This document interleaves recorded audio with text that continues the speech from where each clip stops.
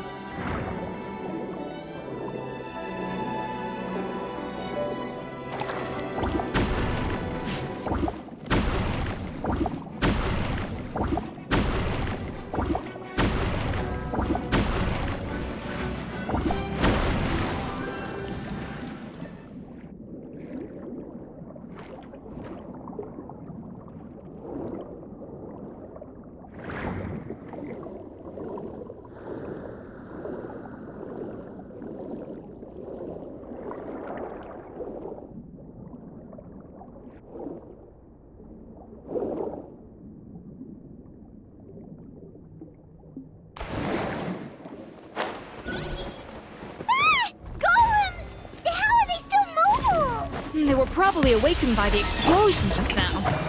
Alright, Knife Skills 101. Time for some rough chopping.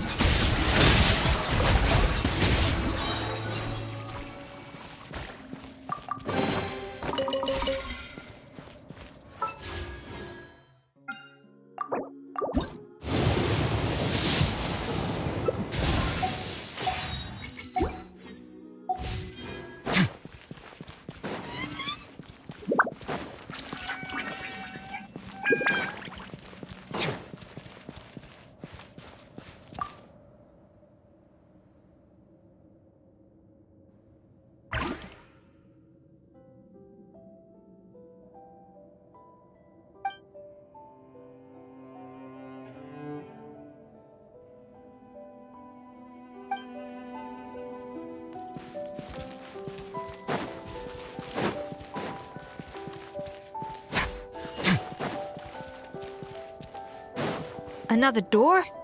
Guess we need to prepare another feast for our guests.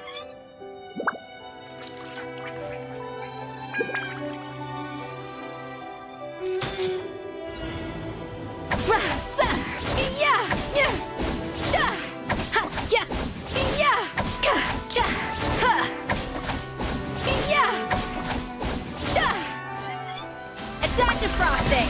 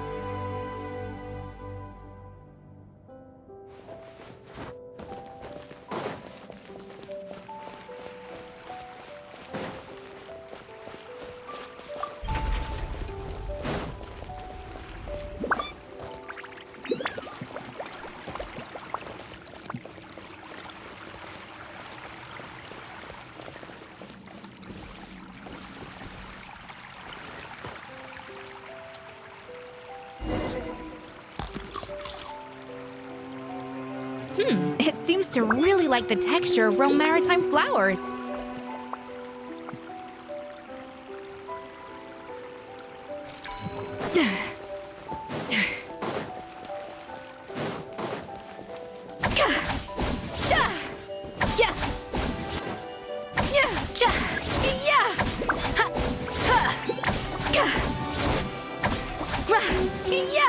Off to the freezer!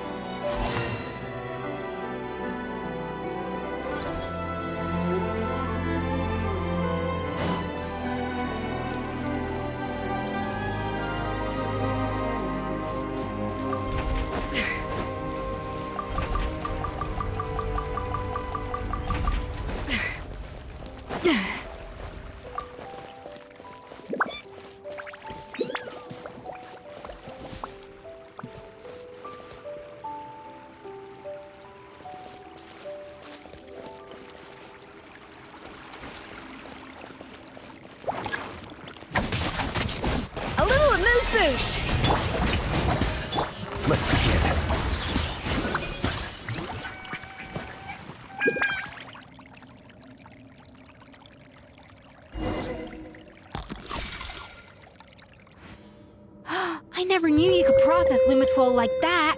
Alright, I've got to jot this down. Limitoils and maritime flowers. This could open the door to a whole new world. Yep, that's literally the plan. Wait, hold on. Which door are you talking about?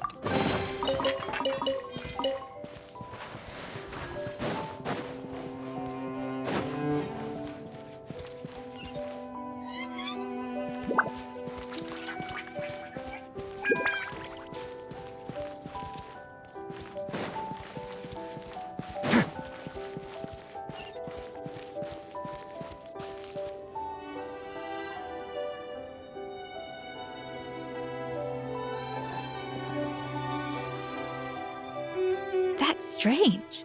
These don't look Romorian to me. More like last century Fontaine. Adventurers from last century Fontaine, huh? Oh, Modeste and Savelli, do you think they camped here? By the looks of it, this was a one-person camp. They adventured together, but maybe one of them came back alone at a later date. Huh, you really think so? Trust our adventurers' instincts. We're pros at this stuff, just like you're a pro in the kitchen. Okay, well, the Traveler has more adventuring experience overall, but Paimon's definitely a pro rummager from all those treasure chests. Darn it! Paimon was just about to show off her rummaging skills! Huh, no kidding. Are all adventurers so obsessed with journaling? I mean, I guess I take a lot of notes when I'm cooking as well, but I thought that was just me. Anyway, let's find out who was here. It's been years since I've last visited these ruins. It's exactly the way I remember it. This place probably hasn't changed in millennia. Sadly, up above, on dry land, everything has changed. The treasure of Romoria. That's what we used to call it. Modeste was right about its potential. It turned Gâteau de Bourg into a national sensation. Our limited stock of the substance meant that the gâteau could only be produced on a small scale. But this only drove up the popularity all the more. Modeste was right about that too. He predicted all of it. He was praised as a genius, while I, as the one person who'd ever disagreed with him, was labeled a talentless fool. Modeste tried his best to console me, but I knew better than anyone just how great the gulf was between us. Our conversations grew scarce, and we saw less and less of each other. I didn't fight it. He had new friends and a career of his own. Why invite further disdain by inserting myself where I did not belong? I told myself that maybe one day, when I finally created a masterpiece of my own, I'd be able to face him without shame. Or maybe one day, when I've put these feelings of self-loathing behind me, I'd be able to ask him with a smile on my face, how about we go on one more adventure, for old time's sake? Unfortunately, that day will never come. So it was Savelli. From the sounds of it, he came back after Modeste had already died. I always thought it was just a legend. But if it's true, then this must be the place where they found their secret ingredient, the birthplace of Gâteau de Bourg. In that case, what does that say about the death of Modeste? If it's all true, maybe Savelli really did have something to do with it. The taste of Gâteau de Bourg has changed. Modeste was convinced of this, even though everyone swore they couldn't tell. Being the perfectionist that he was, he refused to accept even the slightest flaw in his work. He stopped all sales of the product, locked himself away in the kitchen, and worked day and night, vowing to find out where he had gone wrong. But as he baked and taste tested over and over again, he found he only strayed further and further from the original taste. It was only when he was sipping on coffee one day and realized he could not taste the bitterness that the truth finally dawned on him. What had changed was not the gâteau, but his sense of taste. The treasure of Romoria stimulates the senses, taste included, and invigorates the spirit. In the short term, it offers people the ultimate gourmet experience, but in the long term, it dulls their senses entirely. In hindsight, it made perfect sense.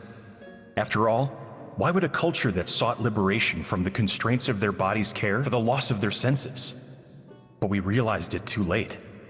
We were just too late. Over the course of his many culinary experiments, Modeste exhausted the remaining supply of the treasure of Remoria. He consumed it all himself. The finest culinary talent of his generation now faced a future in which he would never be able to taste anything ever again. Finally, in despair, he took his own life. And because we had become estranged, I could not be there to stop him, to offer some words of comfort, or even to say goodbye. Yet despite everything, he sent me his final letter. The treasure of Remoria? Guess Monica was really onto something. It really was a kind of drug. So, Modeste chose to end his own life. Then, why all the rumors that Savelli murdered him? Also, neither the Codex nor any other contemporary records make any mention of the treasure of Remoria. It's almost as if someone deliberately erased it from history.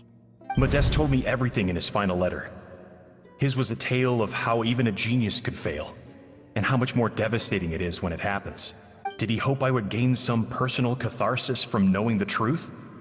Or maybe he wished for me to warn the public about the dangers of Gâteau de Bourg, proving that I had been right all along. But if the public ever learned how Modeste's greatest triumph became his undoing, his fall from grace would be swift and merciless. 1 minute a genius, the next a joke. It would surely spell the end for his restaurant too. What would be his legacy then? How would future generations view everything we built together? I fear the scorn I have faced these last years would pale in comparison to the scorn shown to him by the history books. I cannot let that come to pass. I will do what I must to protect his name. It will mean tampering with his notes to remove the damning details, leaving mere fragments of our story behind. It may lead his family to suspect me of having a hand in his demise. But if that's the price of destroying all evidence of my crimes, then so be it. I would rather the world believe a tale of genius and jealousy than see his reputation in tatters. The final loose end is the evidence here, at the bottom of the sea.